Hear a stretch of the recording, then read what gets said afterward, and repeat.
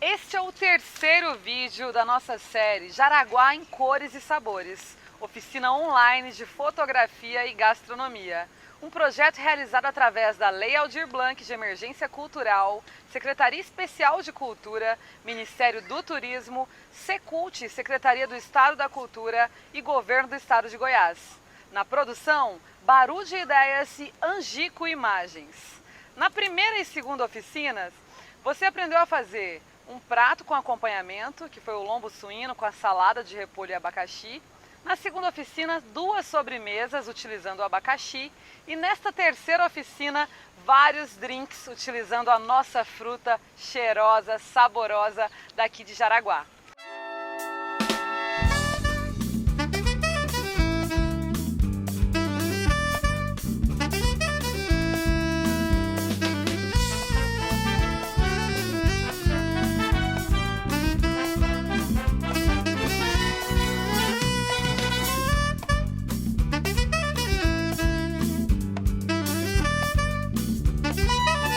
Pessoal, vamos para a oficina de drink? Vamos começar com o mojito, que é uma bebida mexicana que nós estamos adaptando para o nosso cerrado usando o nosso abacaxi. Vamos juntar um punhado de abacaxi, um pouquinho de açúcar e vamos socar.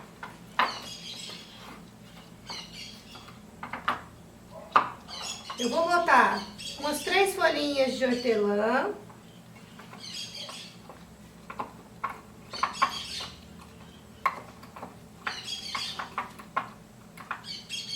Aí eu venho com o nosso ingrediente principal, o rum.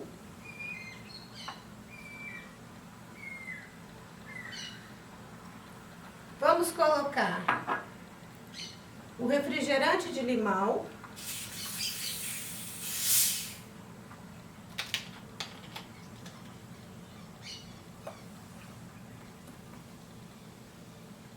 E vamos completar com o gelo. Vou misturar bem. Decorar com o limão desidratado. E está pronto nosso mojito de abacaxi.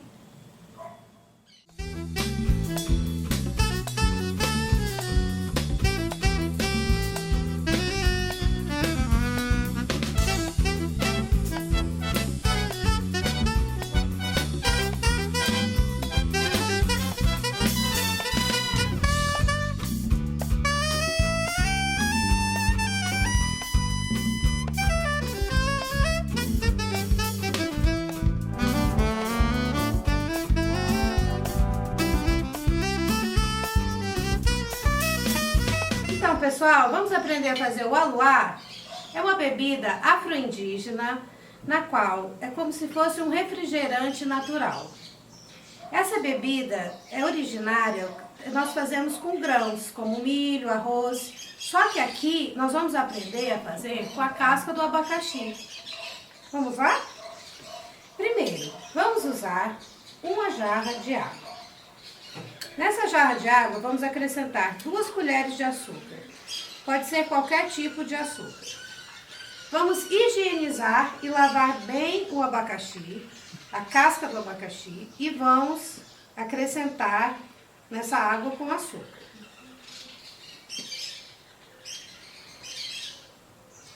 Para saborizar, nós vamos colocar também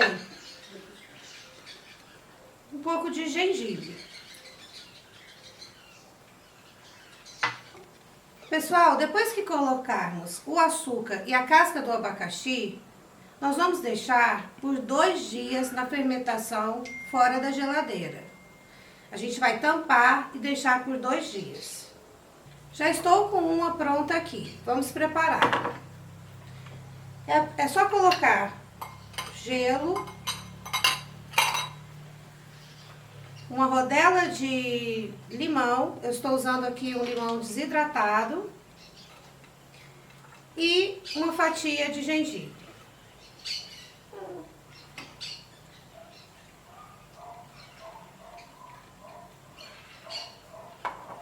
E o drink já está pronto. Esse drink não é um drink alcoólico e é muito refrescante.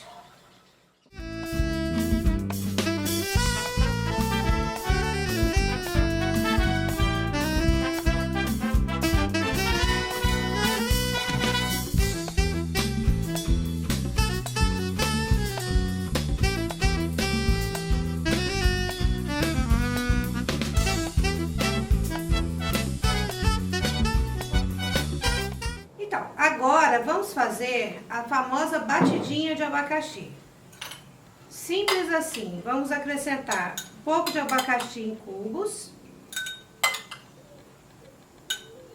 Vamos colocar 2 colheres de açúcar. Amassar bem.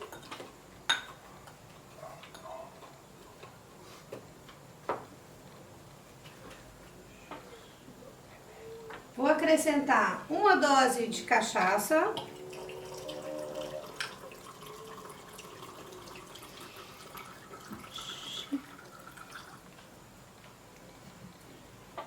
Mexer bem. E eu vou servir nesse lindo copo feito de abacaxi. Vamos acrescentar o gelo.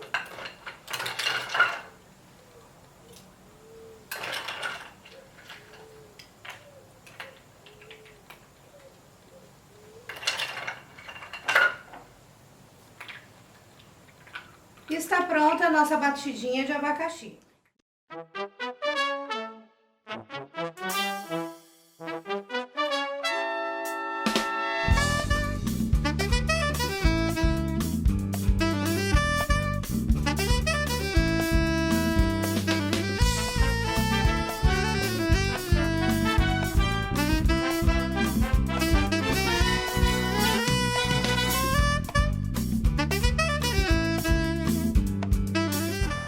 Para essa receita, vamos precisar apenas de 3 ingredientes: o abacaxi, o açúcar e o leite de coco.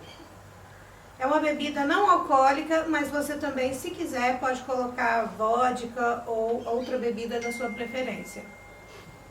Começamos batendo o suco do abacaxi. Vamos acrescentar o leite de coco e 2 colheres de açúcar.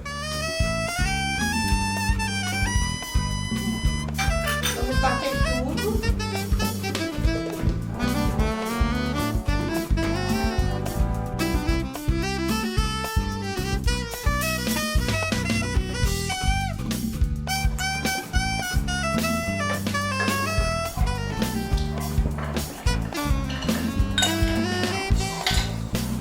Servir com o gelo.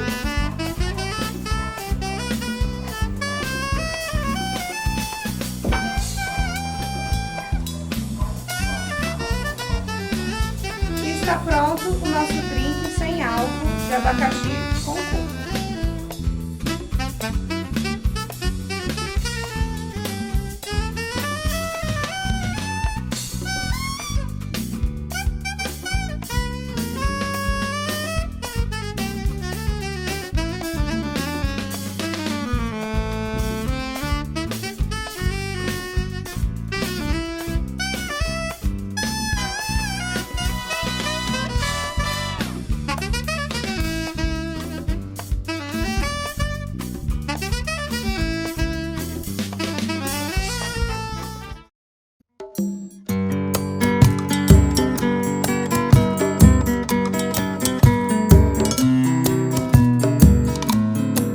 Olá pessoal, estamos aqui de volta agora com a terceira e última aula dessa oficina de gastronomia, fotografia e história de Jaraguá. Hoje inclusive nós ouvimos histórias interessantíssimas e olhares também, ângulos. Eu poderia até dizer para vocês que o ângulo ele não existe só na fotografia, ele existe em todo lugar. Então hoje eu conheci um ângulo diferente da história de Teresa Bicuda. Olha que interessante. Para vocês entenderem o que é ângulo. né? Uma noção do que você pode olhar para todas as situações de variadas formas, não é isso?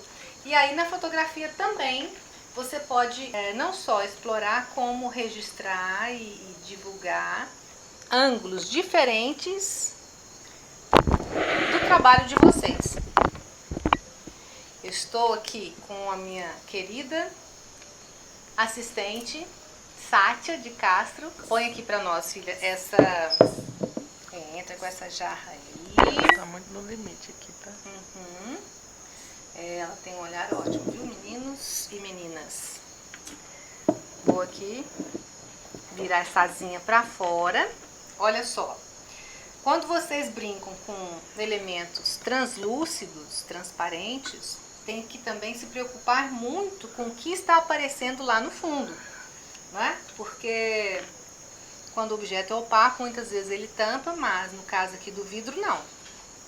Agora a gente está trabalhando com elementos altos, e isso dificulta um pouco, como eu já falei para vocês, da questão de trabalhar com tripé curto. Mas vamos experimentar uma coisa? Eu vou trocar os elementos. Vou colocar essa iluminação no tripé menor.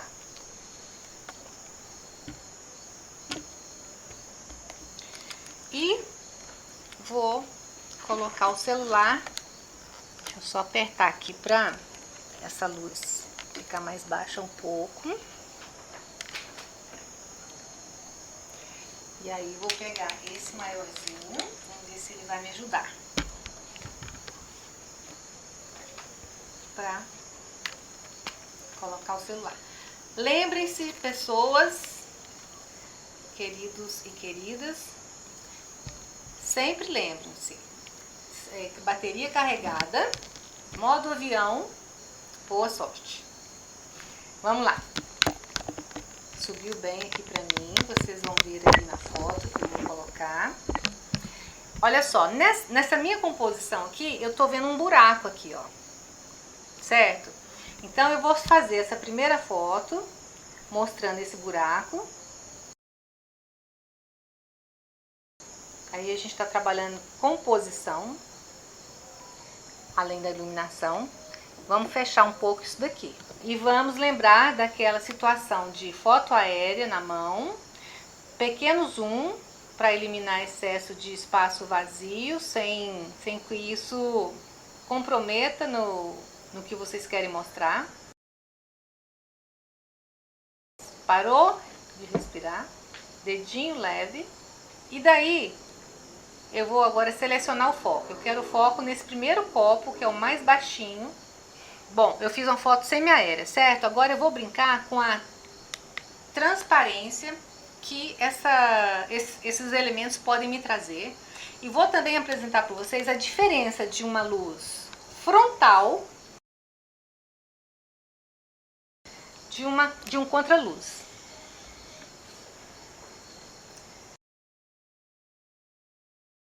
Eu vou fazer agora um leve zoom. Focar o primeiro assunto. E outra coisa, gente, sempre lembre-se de fazer muitas fotos. Não faz só uma não, faz pelo menos umas 4. E até porque tem outro detalhe que é bom a gente lembrar. O celular, ele não é igual a câmera fotográfica, que respeita o que a gente quer. Muitas das vezes eu quero focar aqui, ele muda o foco por conta própria. A gente tem que também precisa estar sempre atento ao que ele causa, ao que ele faz de diferente do que a gente tinha escolhido para ele, certo? E aí eu mostrei para vocês hoje a diferença de uma luz frontal com a luz contraluz. E agora eu vou mostrar para vocês a luz chapada, que é aquela do sol do meio-dia. Ela vai segurar uma luz aqui de sol de meio-dia. Eu vou puxar um pouquinho o zoom. Foca essa luz em cima dessa jarra. Isso. E aí vocês vão ver o efeito de uma luz de meio-dia.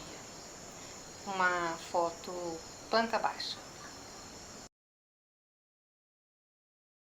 E aí, como eu falei para vocês, sempre pesquisando ângulos diferenciados, ousados, e câmera alta e câmera baixa. Explorem. Deem, por exemplo, nessa foto aqui que vocês vão ver, atenção principal para o primeiro elemento. Os outros vão aparecer de coadjuvante e você vai valorizar o primeiro elemento.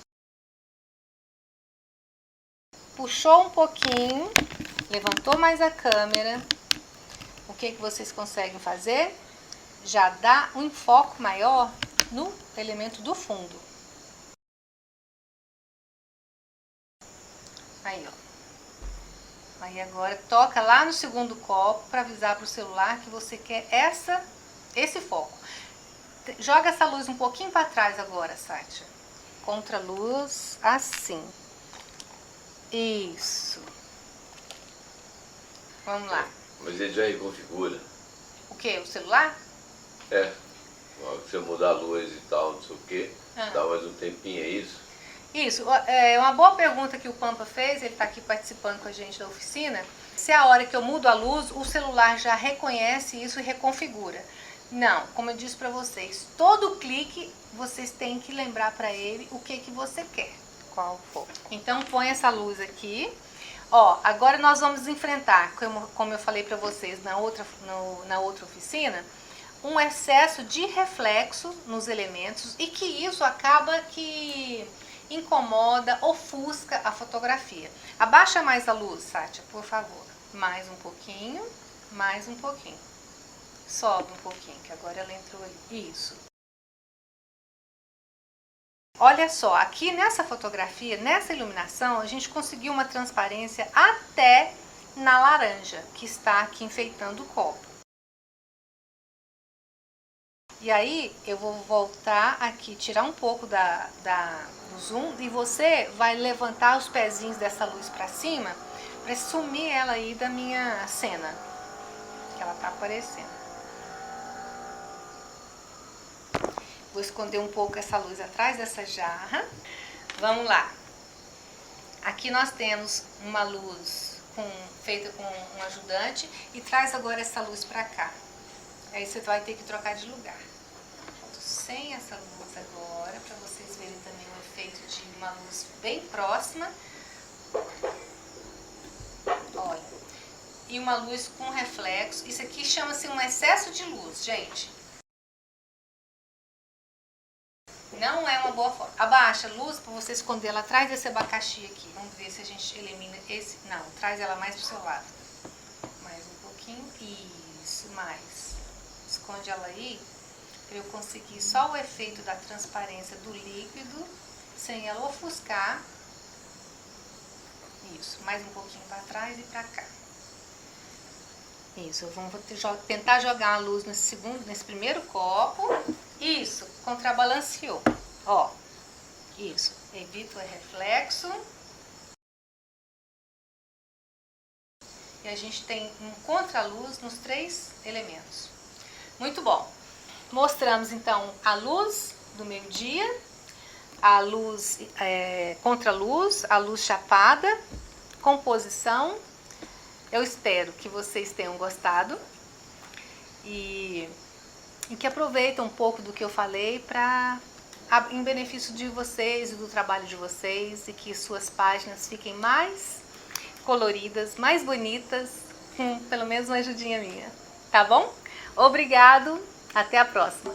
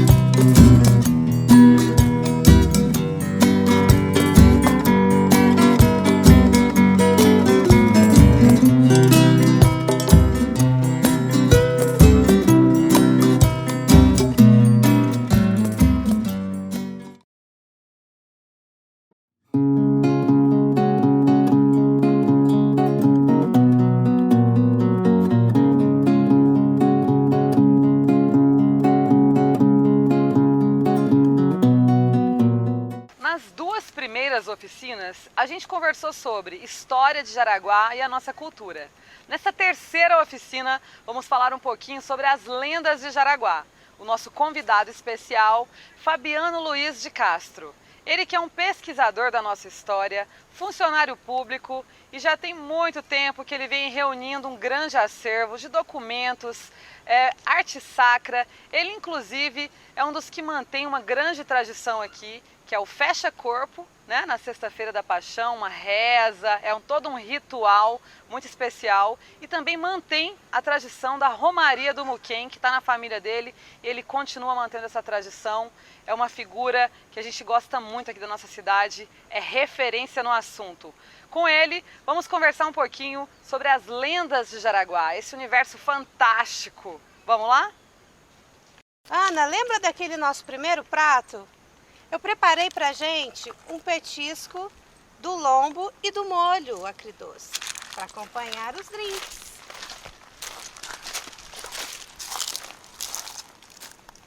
Quer experimentar?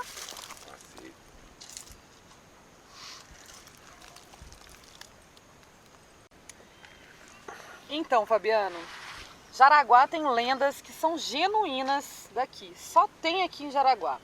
Conta um pouquinho pra gente dessas principais lendas. Que você é morador da Rua das Flores, né? Que vem tudo de lá. É uma rua fantástica. A rua mais antiga da cidade, uma das mais antigas do centro histórico, né? Ué, né? Você vê que os quintais da Rua das Flores, eles são delimitados por bateias, né? Que são as datas de mineração. O cara tinha um escravo, era uma bateona. Tinha 20 escravos, 20 bateona, né?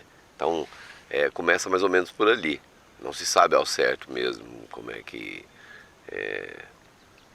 acontece esse negócio de surgir o arraial do Córrego de São José e Nossa Senhora da Penha do Jaraguá, né?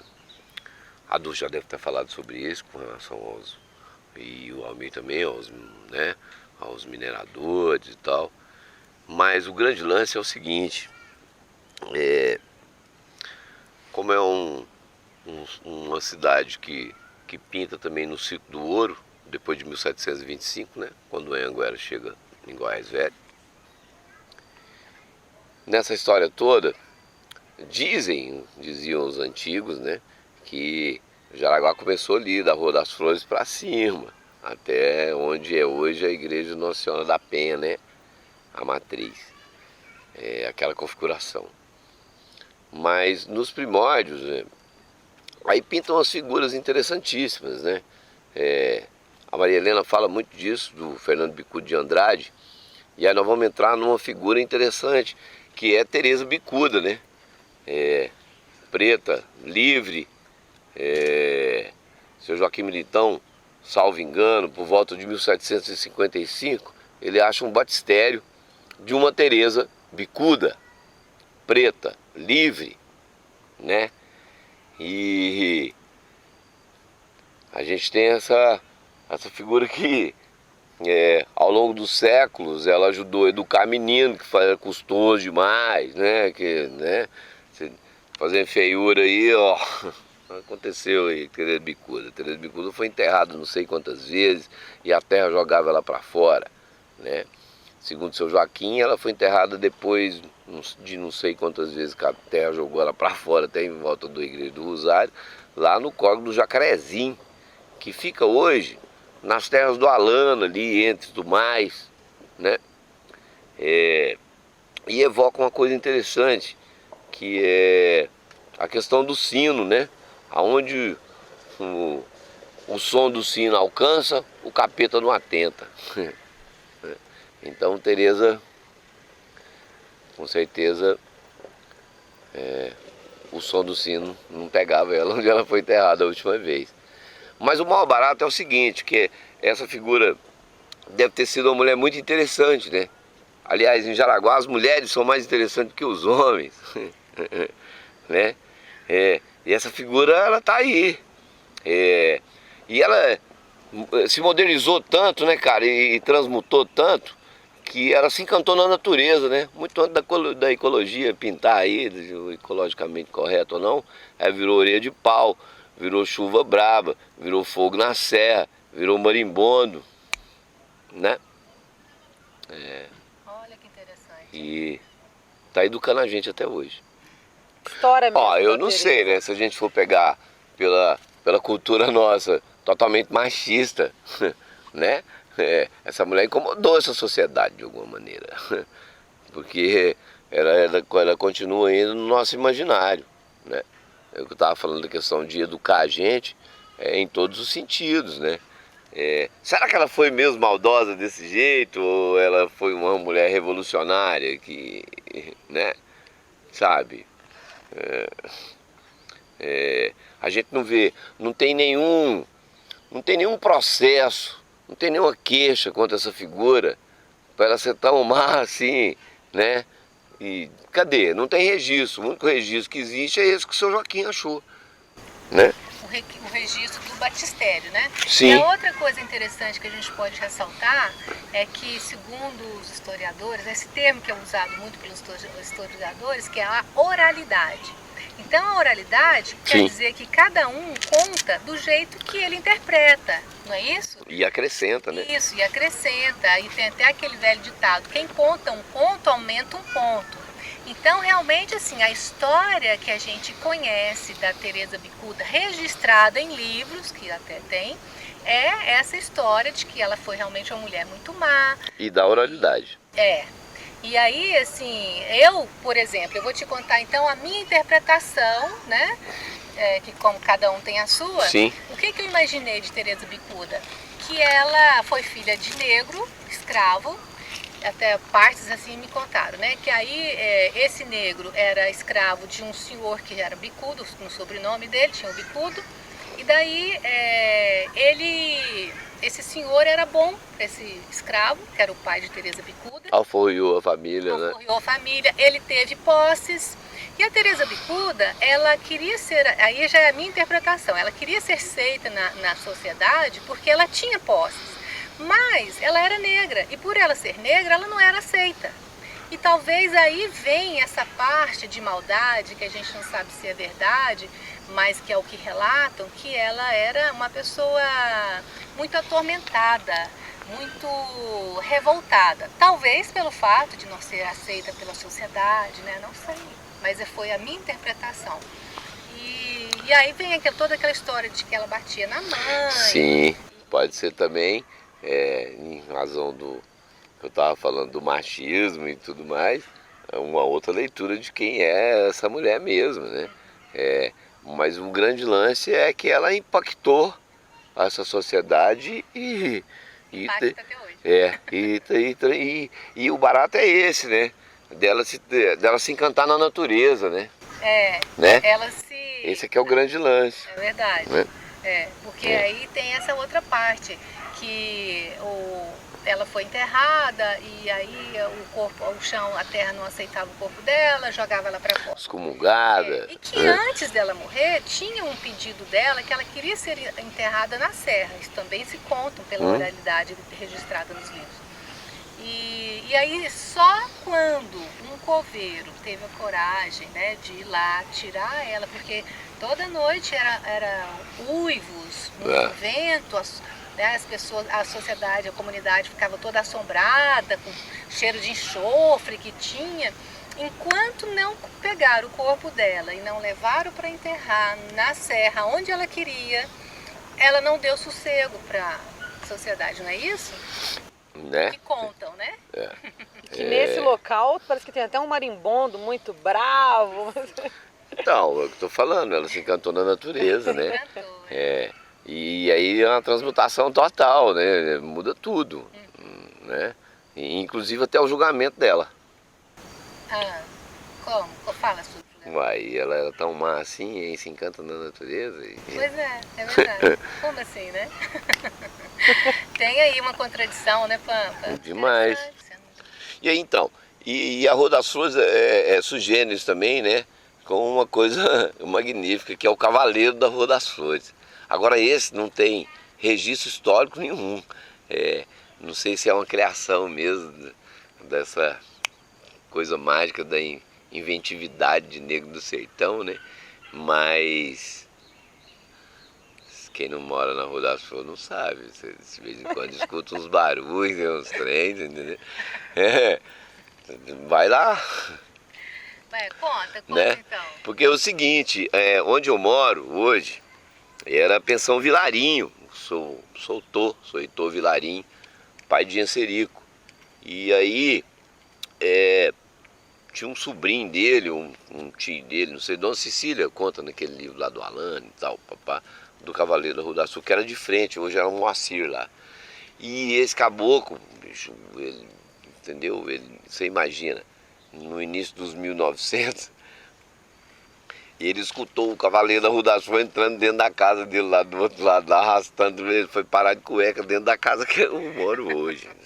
Olha, então a sua casa está envolvida, né? Bacana. Entendeu? E aí vai falar pra ele que ele não viu.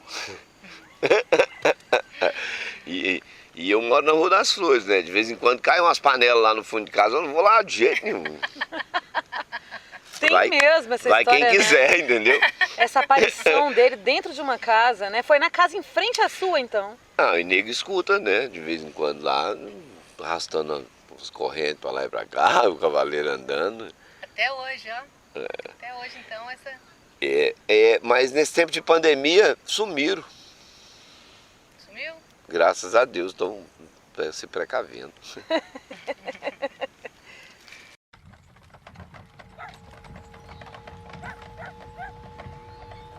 Essa história aconteceu faz muito tempo, mas nunca saiu da memória dos moradores da pacata cidade de Jaraguá, interior de Goiás. Contam que lá viveu Teresa, uma moça que morava na Rua das Flores. Sua fama correu toda a região, pois fazia atrocidades. Uma mulher de aspecto estranho tinha uma deformidade nos lábios que a fez ficar conhecida por Teresa Bicuda. O povo da cidade era muito religioso, haviam muitas beatas que viviam fazendo novenas e jamais faltavam às missas. Ao contrário delas, Teresa detestava tudo que fosse ligado à igreja. Era muito mal-humorada e praguejava tudo e a todos. A maldade de Bicuda extrapolava todos os limites. Dizem que ela maltratava muito a sua mãe, inclusive fisicamente. A mãe, já idosa, pouco antes de morrer, cansada de tantos maus tratos, rogou-lhe uma maldição. E então, Teresa passou a viver solitariamente e cada vez mais má até o dia de sua morte. Contam também que, em favor do perdão dos pecados da infeliz, deixaram em jejum por 20 dias 20 cães de estimação. Teresa, ao saber disso, disse que de nada adiantaria, pois já havia feito mais de 20 inocentes morrer dentro do ventre de suas mães. Quando o Bicuda enfim morreu, a população ficou muito aliviada. Ninguém chorou. Com medo daquela criatura de alma ruim, decidiram enterrá-la dentro da capelinha do Rosário, sem nenhuma cerimônia e praticamente sem a presença dos moradores. Mas a paz logo acabou. Quando deu meia-noite, a cidade foi acordada com os gritos horrendos antes nunca ouvidos. Era Teresa desesperada por ter sido enterrada na capelinha. E esses gritos se estenderam durante a noite toda até o amanhecer. As beatas se juntaram em romarias e rezaram muito para que a cidade retomasse a paz na próxima noite. Mas o terror estava apenas começando. Tudo se repetiu na segunda noite. Novamente aqueles gritos horrendos voltaram, deixando todos apavorados.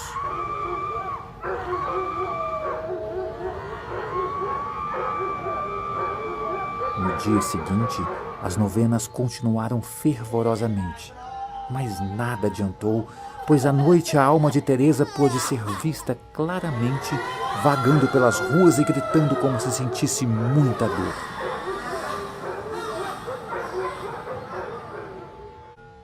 E mal amanheceu o dia e vários moradores foram correndo até a capelinha para desenterrá-la, transferindo o seu corpo para o cemitério atrás da igreja. E Teresa continuou o terror, gritando mais e mais pelas ruas, levando todos ao desespero. E naquela noite, não apenas sua alma foi vista claramente.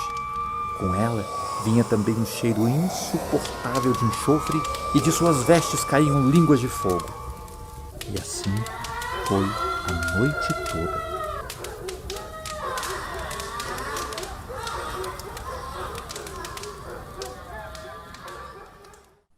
Já no terceiro dia, em mais uma tentativa desesperada, os moradores decidiram retirar o corpo de Teresa do cemitério da cidade e levaram para a serra que fica nas proximidades.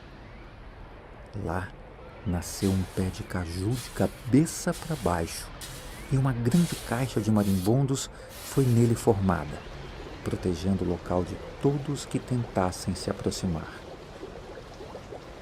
Fincaram uma cruz perto de sua cova, bem na cabeceira do córrego, e no local nunca mais nasceu planta alguma, e o córrego ficou mal assombrado.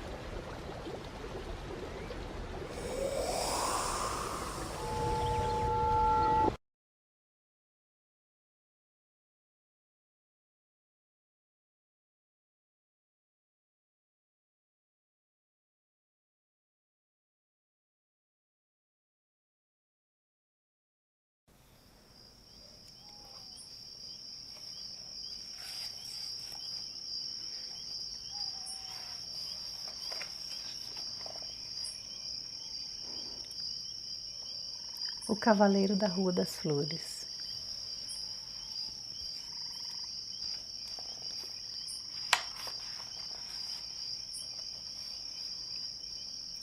Meu padrinho, de nome João, morava com minha avó, aqui na Rua das Flores. Foi ela quem criou ele. Quando ele ficou rapaz, quis se mudar da casa de minha avó, porque queria ter liberdade. Os velhos eram muito enérgicos.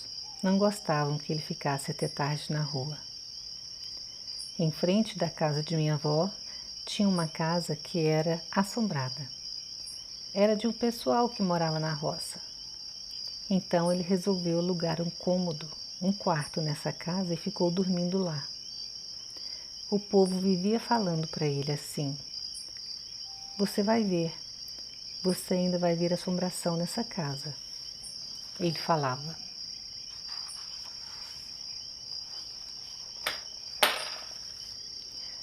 "Não tem nada, eu não acredito nessas coisas não", respondiam. "Tem um cavaleiro que vem e desce aí na porta. O cavalo vem ferrado e tudo. Você ainda vai ficar assombrado." "Não acredito nisso não, não tem essa bobagem não." E continuou lá nessa casa. Quando foi um dia, era na quaresma, e ele conta que chegou da rua, abriu a sala e entrou no seu quarto. Naquele tempo não tinha luz aqui. Então ele entrou no seu quarto e acendeu uma vela e pôs assim numa cadeira, na cabeceira da cama. Ele estava sem sono e pegou um livro para ler. Ele era muito ativo, muito ladino. Era professor aqui em Jaraguá. Então ele pegou um romance e foi ler. Ele estava distraído com a leitura, nem estava lembrando de assombração. Nesse meio tempo, ele viu. O cavalo veio, pá, pá, pá, de ferradura. Entrou na calçada. Na porta da casa tinha uma pedrona grande assim. O cavalo veio com aquele barulhão, bateu na calçada, fez plá na calçada. Nisso ele escutou o cavaleiro descer, arrastando a espora. Ele tinha certeza que a porta estava trancada. Ele tinha acabado de fechá-la. E o cavaleiro continuava a arrastar a espora, entrando pela casa adentro. Ele pensou: vem aqui no meu quarto. Então ele abriu a janela e correu. Correu para a casa do meu pai. A casa do meu pai ficava perto da casa do meu avô. Tudo na Rua das Flores. Chegou lá só de cueca, chamando minha mãe e meu pai. Minha mãe acordou meu pai. Ele sabia que João dormia sozinho lá nessa casa. Aí meu pai levantou na carreira, abriu a porta. João estava assim, com os olhos arregalados, com medo. Entrou e disse para minha mãe: "O cavaleiro está lá, tia." Entrou lá dentro da casa. Não chegou a entrar no meu quarto, mas eu ouvi o arrastar da espora dele. Ouvi o barulho tudo. O cavalo até soprando na porta. Ouvi o barulho da ferradura batendo na pedra.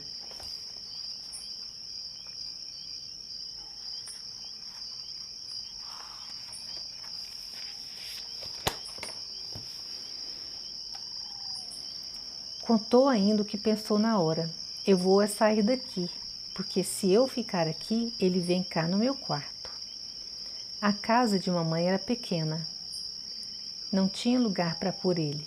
Não tinha mais uma cama para dar a ele. Nem uma rede não tinha. Aí meu pai disse assim: "Vamos lá, João." Meu pai e ele saíram. Foram lá pegar o colchão dele. Chegaram lá, a porta estava trancada e a janela aberta. Abriram a porta, pegaram o colchão, fecharam a janela e a porta e vieram embora. Nesse dia ele dormiu lá na casa do meu pai. Desse dia em diante, ele não quis mais pousar nessa casa. Mas não. Voltou para a casa do meu avô e largou de muita farra que ele fazia. Muita gente andou vendo esse cavaleiro descendo lá nessa casa. Dizem que era o marido da mulher que morava lá. Falam que esta mulher não era assim muito séria. O marido dela morava na fazenda e vinha à noite para ver se ela estava andando direito. Então, quando ele morreu, ficou fazendo essa arte aí, fazendo assombração. Mas isso tudo é coisa de tempo vencido, porque agora, no tempo presente, ninguém fala mais nessas coisas. A casa onde aconteceu isso ainda existe, no mesmo lugar. Agora mora outra família lá, que nunca contou nada.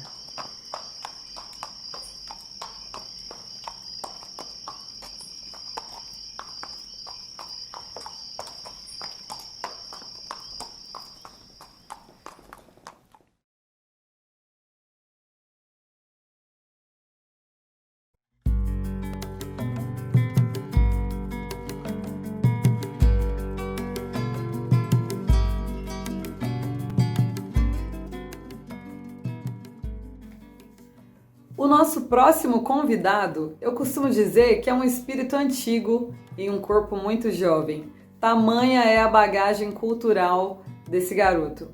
Yuri Baiocchi é filho de famílias tradicionais, jaraguenses e vilaboenses. Desenvolve projetos na área de antropologia, genealogia e história desde a mais tenra idade. É estudante de direito, escritor, ativista cultural e também já coordenou inúmeros projetos em Jaraguá, cidade de Goiás e Goiânia. Atualmente está à frente do projeto Lavras de Goiás, financiado pela instituição suíça Oak Foundation. É coordenador de patrimônio da Associação dos Defensores do Patrimônio Histórico e Cultural de Jaraguá. Com vocês, Yuri Baiocchi. Eu fui convidado pela fotógrafa Eliane de Castro e pela produtora Ana Laura Machado para falar sobre algumas personalidades importantes de Jaraguá. É um trabalho difícil, haja vista que a gente tem muitas personalidades importantes, não só para o estado de Goiás, como também para o Brasil, por incrível que pareça, dado o tamanho da cidade. Eu escolhi alguns nomes e resolvi começar pelo padre Silvestre Álvares da Silva. O padre Silvestre Álvares da Silva não nasceu em Jaraguá. Ele era natural de Cocal, um arraial próximo a Traíras, que é outro arraial goiano que não existe mais. E tanto Traíras como Cocal ficam numa região que hoje pertence ao município de Niquelândia, no norte de Goiás. O Padre Silvestre era filho de um português, comerciante, muito rico, e de uma escrava chamada Francisca Machado Ferreira, Chica Machado.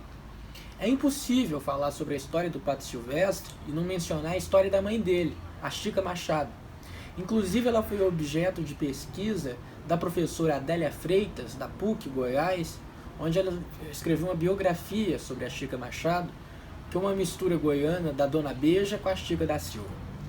O Padre Silvestre, pelo que consta, aos 7 anos de idade, mais ou menos, ainda no século XVIII, ele se transferiu para Jaraguá para poder estudar. No Jaraguá ele teve os estudos de primeiras letras, né? Seria o equivalente ao ensino fundamental hoje em dia. De Jaraguá ele partiu para o Rio de Janeiro, onde ele se ordenou sacerdote. Aliás, não só ele na família se ordenou sacerdote, como o irmão dele, o Padre Manuel Álvares da Silva. Eram pelo menos 3 nessa irmandade: o Padre Silvestre, o Padre Manuel e o Coronel Antônio Álvares da Silva. Esse último faleceu em Jaraguá, para onde ele se mudou com mais de 80 anos de idade. O Padre Silvestre voltou do Rio de Janeiro com ótimas recomendações do bispo de lá na época, ficou por um tempo em Meia Ponte, atual Pirinópolis, e de lá teve recomendação para ir para Jaraguá. E em Jaraguá ele fez toda a carreira sacerdotal, se assim eu posso chamar. Foram mais de 60 anos a serviço da Igreja Católica de Jaraguá. E o que surpreende nisso tudo é que, diferente dos outros padres que eram radicados aqui em Goiás, no século XVIII e XIX, o Padre Silvestre não só não deixou descendentes, como não teve mulher alguma, pelo que consta. Era uma pessoa devotada mesmo ao sacerdócio. Tinha vocação. O Padre Silvestre também era político e participou da Constituinte de 1824 do Império do Brasil, cuja Assembleia foi dissolvida depois por Dom Pedro I. Foram 2 os goianos eleitos para essa Constituinte: o Padre Silvestre Álvares da Silva e o comendador Joaquim Alves de Oliveira, um dos homens mais ricos de Goiás na época e dono da fazenda Babilônia, em Pirinópolis. Mas somente o Padre Silvestre foi ao Rio de Janeiro para tomar assento na Assembleia Constituinte. Na Constituinte de 1824, cujos documentos se encontram arquivados na Câmara Federal, o Padre Silvestre, num dos 2 requerimentos que ele faz na Constituinte, um para a construção de uma ponte, acredito que entre Jaraguá e Pirinópolis, o outro é sobre o extermínio do gentio, de uma etnia indígena. Eu vi quem se espantasse, quem falasse que era uma atitude truculenta, mas segundo o professor Antônio César Caldas Pinheiro, diretor do Instituto de Pesquisas e Estudos Históricos do Brasil Central, extermínio, naquela época, no século XIX, tinha um outro sentido. Era mais ou menos o mesmo que mudar de lugar, tirar aquela tribo indígena de uma área e passar para outra. E o Padre Silvestre, durante 60 anos em que ele foi padre de Jaraguá, ele introduziu vários costumes. O mais importante deles talvez seja o da festa do Divino, tal como ela acontece hoje, com a entrada da rainha, com muita influência de festas típicas da região de Traíras, com o êxodo enorme que houve de famílias de Traíras para Jaraguá. E essas festividades todas têm como principais baluartes o Padre Silvestre e o ajudante dele, o Padre Manuel Ribeiro de Freitas, que teve mulher e inúmeros filhos. O Padre Silvestre faleceu aos 90 anos de idade, já muito debilitado, como eu encontrei numa biografia feita pelo sobrinho dele, que foi político também. Essa biografia foi publicada no jornal no século XIX. Eu mandei para a Eliane, deve aparecer aí, exibido para vocês. Ele já não andava, ao que parece também não enxergava, e ficava repetindo uma oração em latim.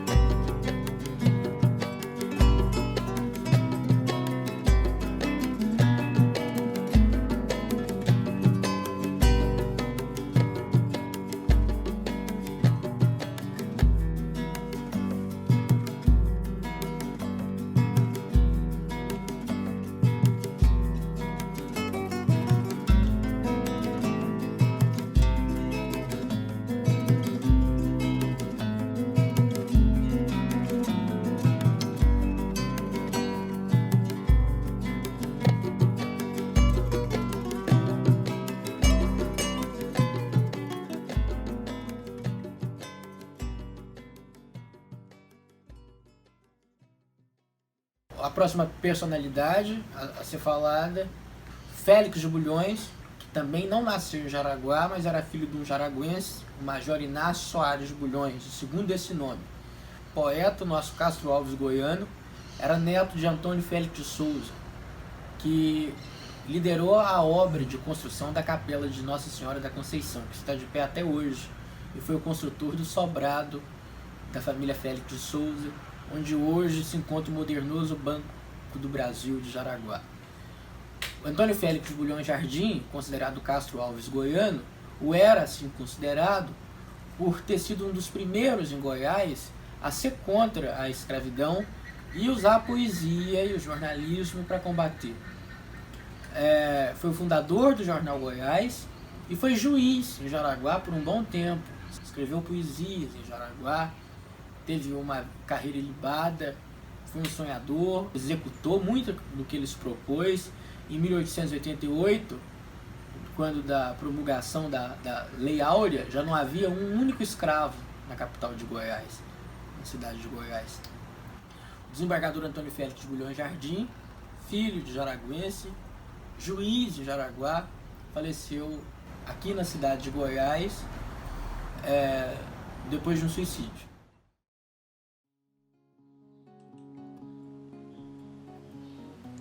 O goiano da gema. O goiano da gema, o da cidade, é sempre ou quase sempre um bom sujeito. Para o trabalho sério, pouco jeito. Para a intriga, bastante habilidade. Se não tem que fazer por caridade, tosa na vida alheia sem respeito e acredita estar muito em seu direito, apoquentar assim a humanidade. Se vai dar-te uma prosa por brinquedo, arruma-te um cacete que te pisa, qual se fora de ferro ou de rochedo. E, coisa que aborrece e encoleriza, visita a gente de manhã bem cedo, quando se está em fralda de camisa.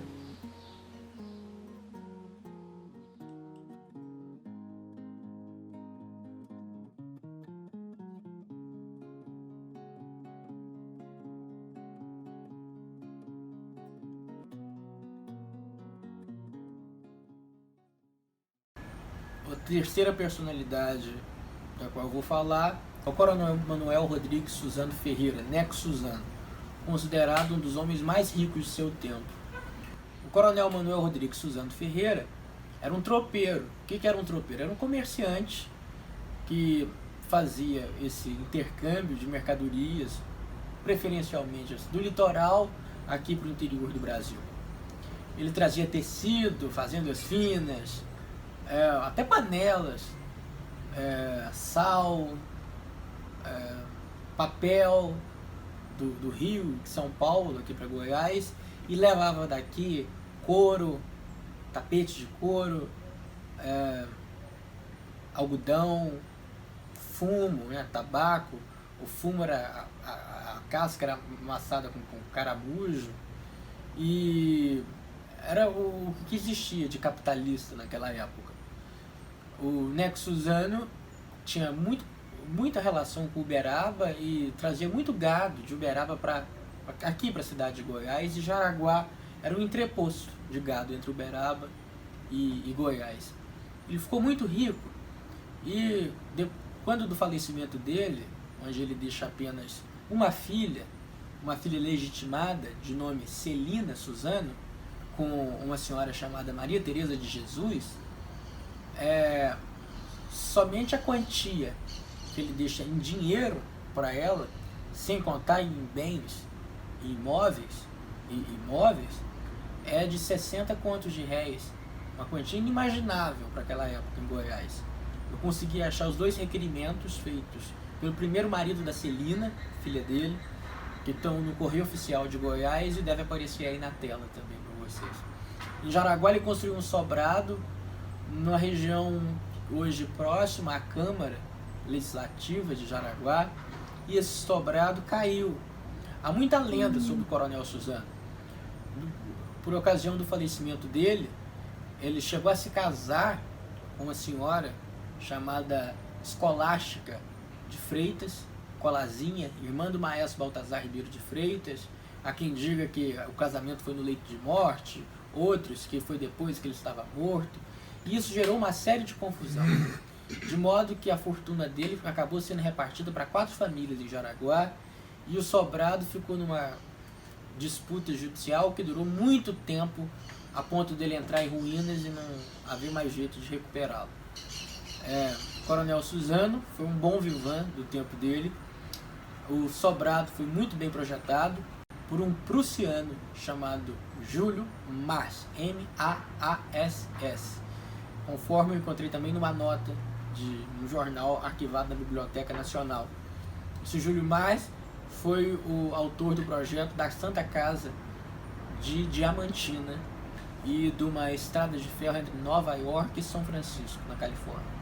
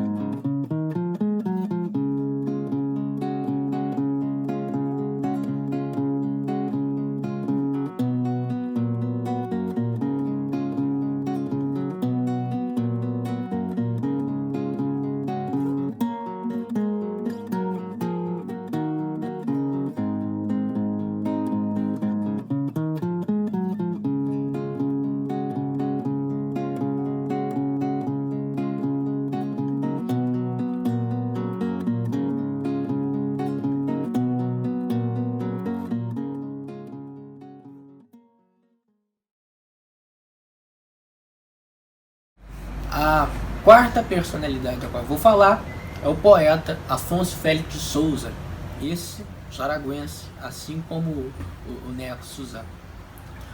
Afonso Félix de Souza era descendente de ilustres famílias jaraguenses e se mudou muito cedo para Pires do Rio, junto com a família, onde o pai dele, Raul Félix de Souza, foi desempenhar uma função junto aos Correios, nomeado pelo interventor Pedro Ludovico Teixeira. Afonso estudou em Pires do Rio, estudou em Jaraguá antes também, passou por Goiânia e fez carreira no Banco do Brasil. Chegou a ser depois adido comercial em Beirute, no Líbano. É um dos maiores poetas da língua portuguesa. Tem um dos seus sonetos publicados numa antologia belíssima dos 100 maiores sonetos e melhores sonetos publicados em língua portuguesa. Teve reconhecimento nacional e internacional, um excelente tradutor, fez muitas traduções, principalmente do espanhol, e faleceu no Rio de Janeiro É um expoente da geração de 1945 e um dos poucos poetas de Goiás lidos fora de Goiás. Soneto 19. Ouve-te, búzio, mais que o mar a teu ouvido, e mais que a eterna voz com suas fúrias ternas, vezes multiplicado e vezes dividido, terás o coração de um homem das cavernas, que não te segue tanto azul. Olha as gaivotas, em brandas sugestões de buscas e desenhos, e poderás sentir que em precisas derrotas cruzo antes de te ver, de cada vez que venho. Sente esse palpitar de imensidões, ideais, e a distância a contar de auroras andarilhas, e terás a razão dos trêmulos cristais que o mar vai apanhando em verdes armadilhas. Fala depois ao mar.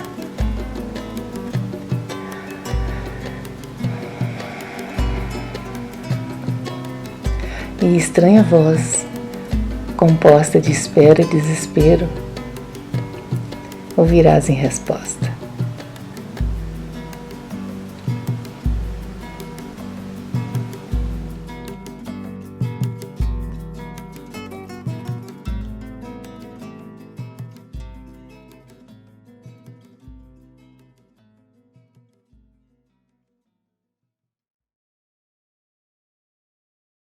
É o ministro Arrhenius Fábio Machado de Freitas, nascido em Jaraguá também, filho do deputado Clotário de Freitas e da escritora Graciema Machado. O Arrhenius Fábio foi seminarista em Cuiabá, viu que não era sua vocação e acabou fazendo direito no Largo de São Francisco, em São Paulo. Depois iniciou sua carreira diplomática, passou pela China, foi representante permanente do Brasil na FAO e foi o primeiro no mundo a defender a restituição dos direitos da China na Organização das Nações Unidas, na ONU, e se aposentou como ministro dentro do Itamaraty. É uma das personalidades de maior relevância de Jaraguá fora do Brasil. Teve uma carreira correta, faleceu em Roma como diplomata.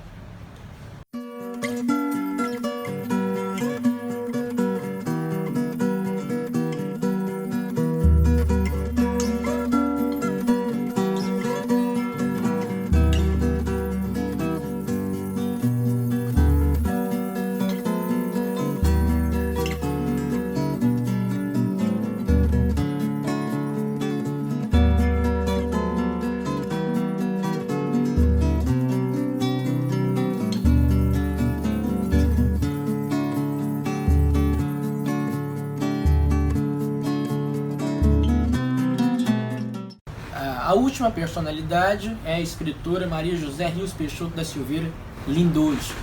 Maria José Silveira, cujo livro mais famoso, A Mãe da Mãe de Sua Mãe e Suas Filhas, foi comprado há mais de 15 anos talvez pela Globo para fazer uma novela, mas que acabou não saindo. Já teve sua obra traduzida para o italiano, para o francês, para o inglês, para o chinês, e recebeu uma crítica na Harvard Review. E a Maria José Silveira é uma das editoras e escritoras contemporâneas mais faladas do Brasil, é radicada em São Paulo, e segundo ela, seus livros fazem questão de trazer uma identidade própria de Jaraguá. Olá, eu sou Maria José Silveira, jaraguense. Meu pai era de Minas, José Peixoto da Silveira, mas chegou aí como médico recém-formado e se casou com minha mãe. Essa sim, jaraguense, filha de 2 famílias tradicionais, Freitas e Rios. Minha mãe é Galiana de Freitas, Rios, Peixoto da Silveira. Eu nasci em Jaraguá, mas com poucos meses, quando meu pai foi eleito deputado estadual, ele já tinha sido prefeito aí de Jaraguá. E nós mudamos então para Goiânia. Eu ia muito a Jaraguá nas férias, nos feriados. E a minha infância ficou marcada por essas férias aí em Jaraguá. Porque para mim, naquele momento, Jaraguá era uma cidade mágica. Era uma cidade de tios e tias e primos e primas. Nós ficávamos soltos pelas ruas e era assim, algo realmente espetacular. As árvores dos quintais, as idas ao Rio da Prata, as boiadas que de repente passavam pela rua, a calçada de Pedras Claras,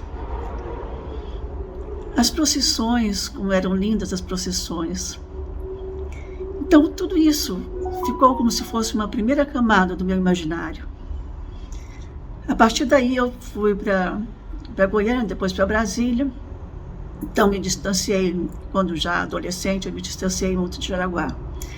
Mas quando eu comecei a escrever, isso é curioso, quando eu comecei a escrever, é que eu me dei conta de como eu sou profundamente jaraguense e goiana. Por isso que eu faço sempre questão nos meus livros e nas entrevistas que eu dou de me colocar como goiana e jaraguense. Eu já escrevi 8 romances, mais de 20 livros infanto-juvenis, já participei de coletâneas, de contos, tenho 2 livros de contos, e já escrevi um livro exclusivamente sobre Jaraguá. Tem o título de Uma Cidade de Carne e Osso, e é um livro para jovens e adultos. Mas em todos os meus livros, vocês talvez encontrem algumas coisas que possam lembrar Jaraguá, porque realmente Jaraguá está nesse meu imaginário, como eu disse, na minha memória. Então, eu gostaria muito que vocês lessem os meus livros. Aliás, tem 2 que já foram publicados lá fora. Tem o meu primeiro, A Mãe da Sua Mãe e Suas Filhas, que fala da história do Brasil a partir de suas mulheres. Já foi publicado nos Estados Unidos, na França, Itália, e proximamente vai ser publicado na China. E tem um outro, Eleanor Marques, Filha de Carro, que já foi publicado no Chile e na Espanha. E assim são as coisas. Eu continuo escrevendo, comecei um pouco tarde, porque eu tinha uma editora, a editora Marco Zero, e não tinha tempo para escrever. Mas agora eu me dedico, aliás, desde 2002, quando eu publiquei meu primeiro livro, eu me dedico exclusivamente a escrever. E eu espero, então, que vocês gostem dos meus livros, que leiam os meus livros. E é isso. Muito obrigada a vocês e um abraço.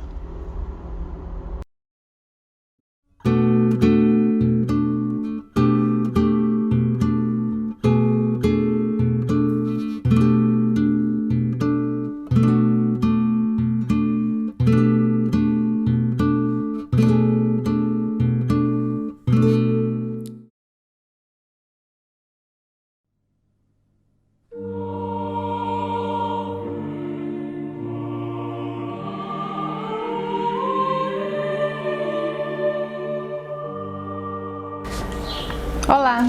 Hoje nós vamos conversar com Tadeu Veiga. Tadeu Veiga é geólogo e mestre em Geologia Econômica e Prospecção pela UNB.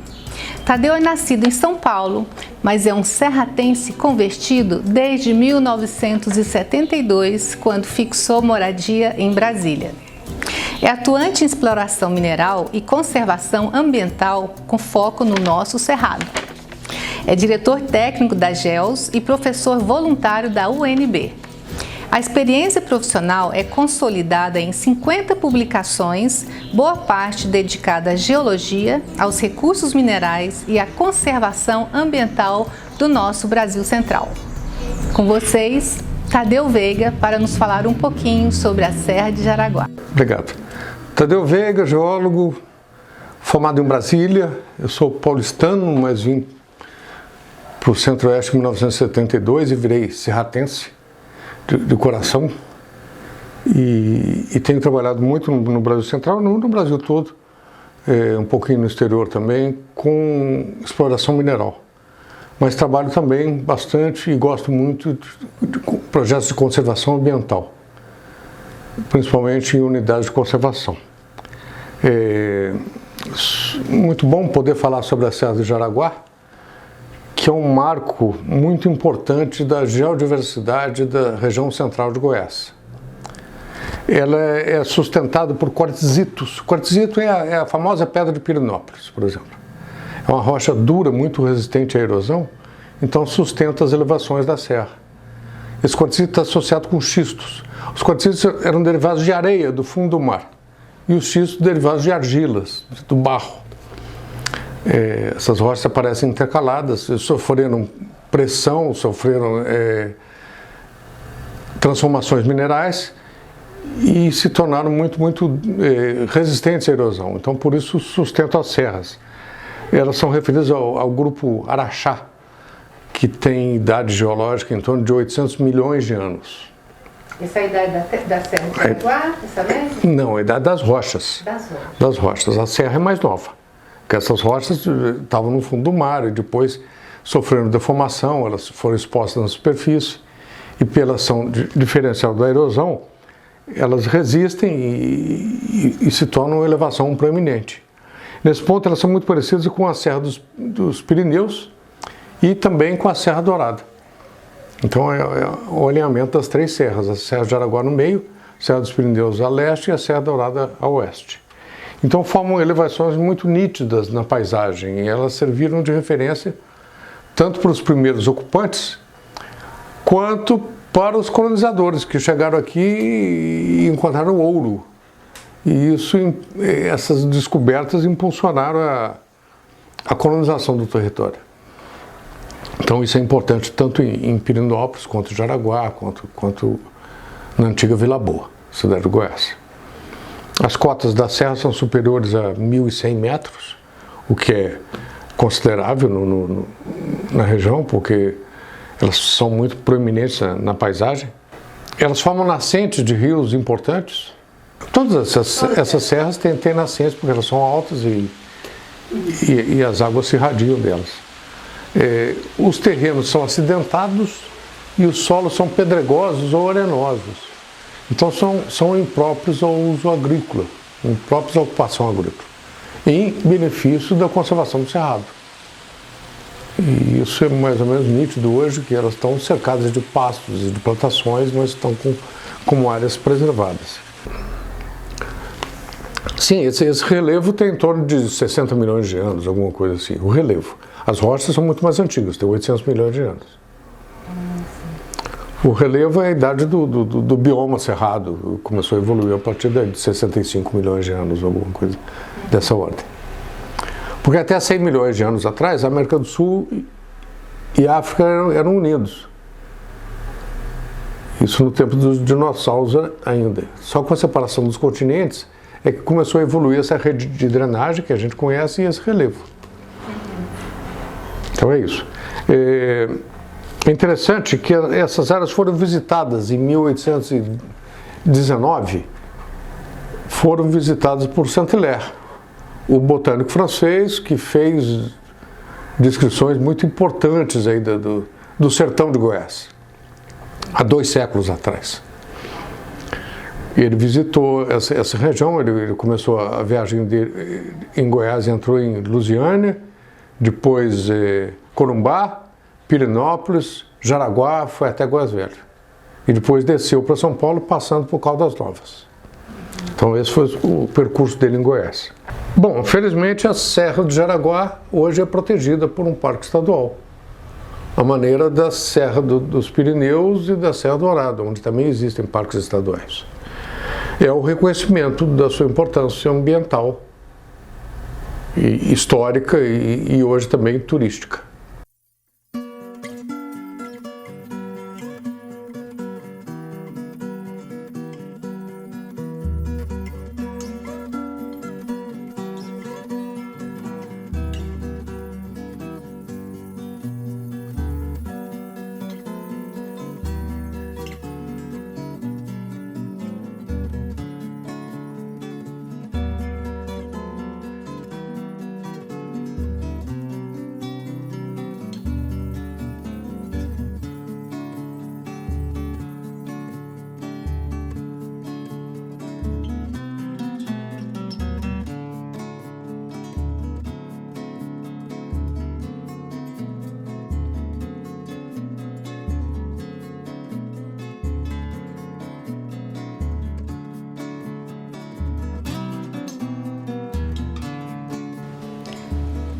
Viagem à província de Goiás.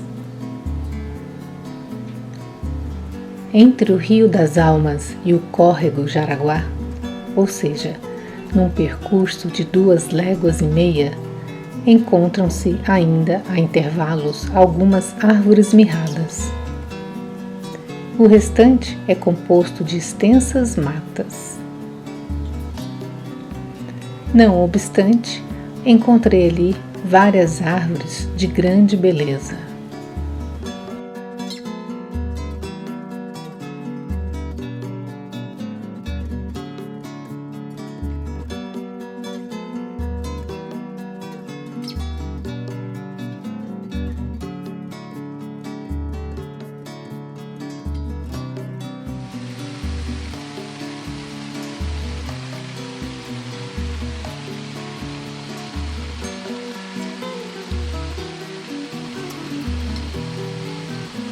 Atravessei no correr do dia vários córregos orlados por uma estreita fileira de árvores.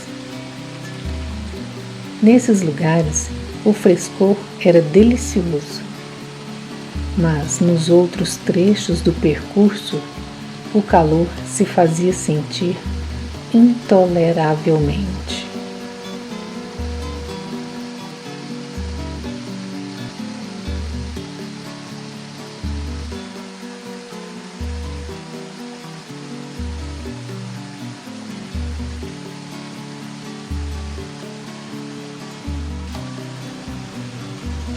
Depois de ter atravessado o córrego de Jaraguá, cheguei ao arraial do mesmo nome.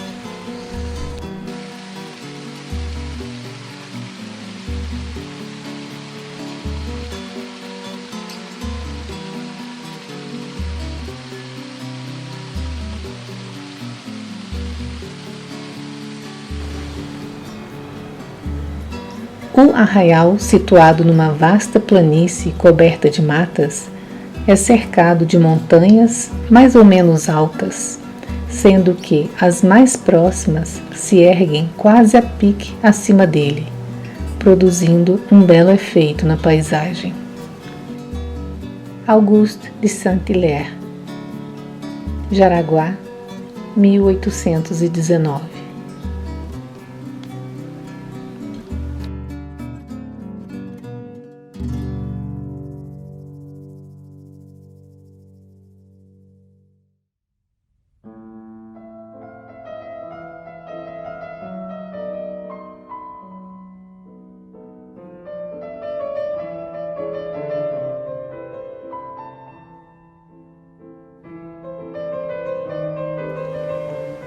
Durante o tempo que passei em Jaraguá, o capelão insistiu para que eu fizesse as refeições em sua casa e me cumulou de atenções e gentilezas.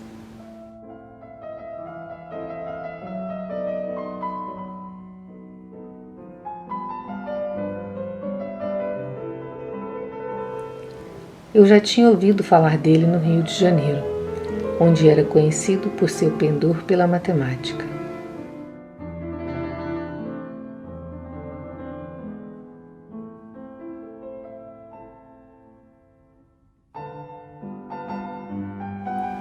Fizera seus estudos nessa cidade e, além de sua ciência favorita, aprendera um pouco de grego e de filosofia.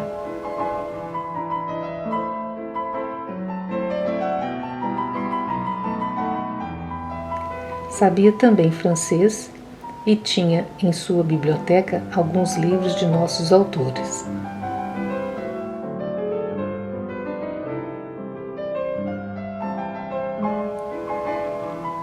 O capelão de Jaraguá era mulato.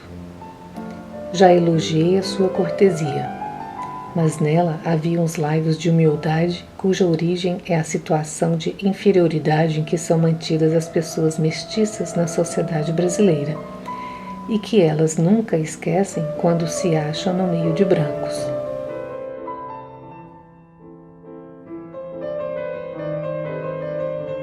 Essa inferioridade não existe realmente, se comparar a inteligência de uns e de outros.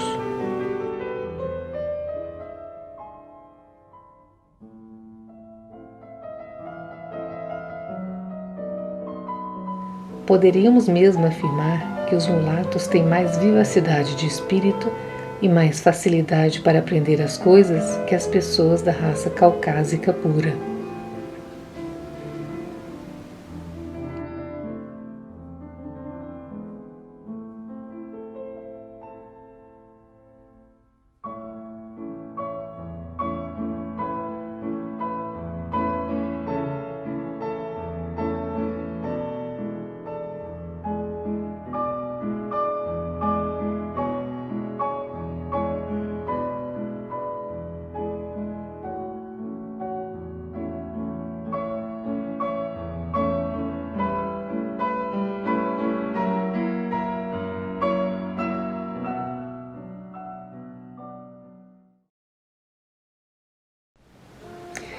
Saint-Hilaire e a Serra de Jaraguá.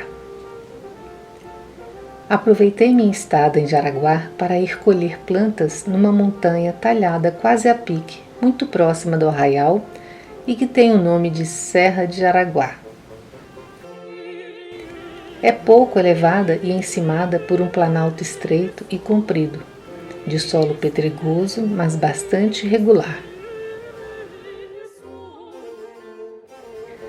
A vegetação ali é quase a mesma que se encontra nos campos.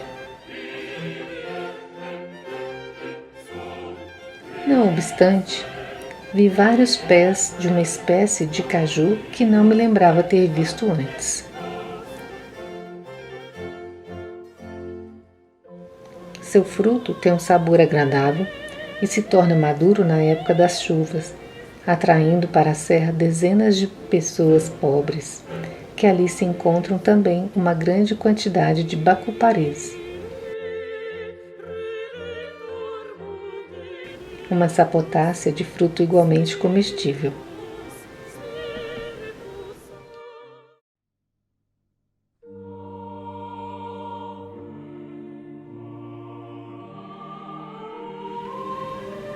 Antes de deixar Jaraguá, fui assistir à missa na matriz, que achei bonita e ornamentada com bom gosto.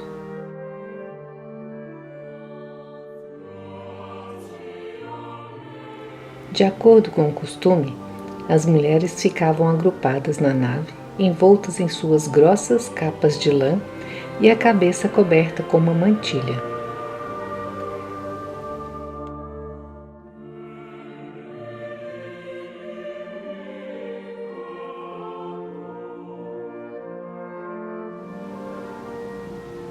Observei que, depois de acomodadas em seus lugares, muitas delas tiravam os sapatos e ficavam de pés no chão.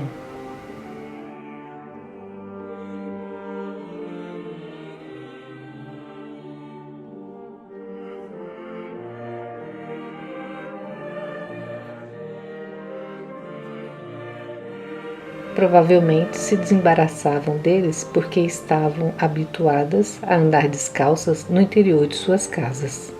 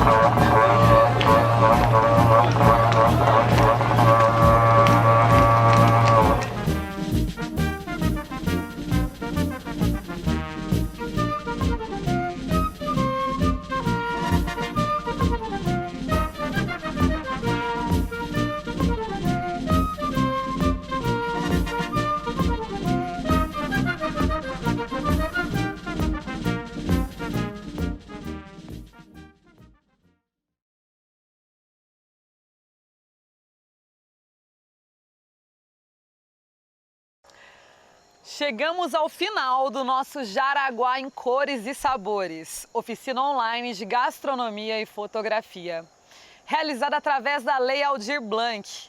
Olha, foi um grande desafio. Vocês não imaginam a saga que foi realizar tanto com tão pouco. Olha, primeiramente, quero agradecer a Deus pela saúde. A gente está aqui realizando isso num momento tão delicado no Brasil, chegando a, infelizmente, 400 mil mortes aí. E a gente deseja muita saúde para você, para seguir em frente com seus sonhos, com a sua vida. Quero agradecer aqui uma figura que está atrás dessa lente agora, Eliane de Castro, que quando eu propus essa oficina, nem imaginava a trabalheira, gente. Essa mulher foi para cima de caminhonete, subiu em cima... Não, gente, fomos para a roça de abacaxi. Tava aqui em cima do tamborete ali para fazer aquelas imagens lindas, dos pratos da flor. Realmente incrível, gente. Não, olha, sem palavras, Eliane, muito obrigado. E Sátia também de Castro, nossa assistente aqui da Angico Imagens. Todos os convidados, ao Almir, também que nos recebeu nessa casa linda, foi muito bacana.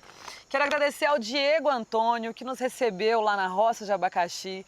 Desejamos uma super colheita para você, muita fartura, que Deus abençoe aí sua casa, a sua terra.